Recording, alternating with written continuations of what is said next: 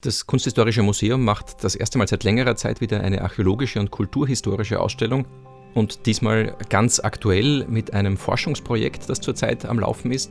Eine Kooperation der Österreichischen Akademie der Wissenschaften, des Institutes Aurea und der Bulgarischen Akademie der Wissenschaften. Und es geht um nichts Geringeres als um Gold und noch dazu um das allerfrüheste Gold, das in einem Bergwerk in Europa gewonnen wurde. Der Beginn dieses Forschungsprojekts ist am Ada-Tepe zu verorten. Der Ada-Tepe ist das erste und bisher einzige prähistorische Goldbergwerk Europas. Und dieses Bergwerk wurde Ende des 20. Jahrhunderts entdeckt.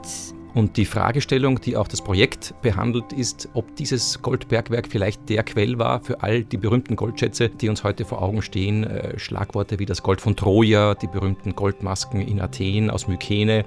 Und dieser Frage geht das Forschungsprojekt nach. Warum wurde das Gold abgebaut? Für wen? Wer sind die eigentlichen Bezieher dieser Schätze? Wie wurde das Gold abgebaut, selbstverständlich? Und was bedeutet das im größeren kulturellen Zusammenhang? Wenn man die Ausstellung betritt, sieht man als erstes ganz prominent aufgestellt den Schatzfund von Voltschitran.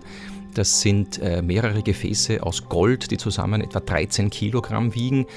Dieser Schatz von Vulcitran ist bereits seit 1924 bekannt und Archäologen diskutieren seit langem über seine Bedeutung und auch die Frage, ob alle Objekte wirklich gleichzeitig sind. Tatsächlich sind Objekte in diesem Schatz von Vulcitran, die wir bis heute nicht erklären können. Das besondere dreiteilige Objekt mit 3 Schalen und selbst Scharnieren hat keinerlei Vergleichsobjekt in der gesamten bronzezeitlichen Welt. De facto stehen wir Archäologen auch hier vor einem Rätsel.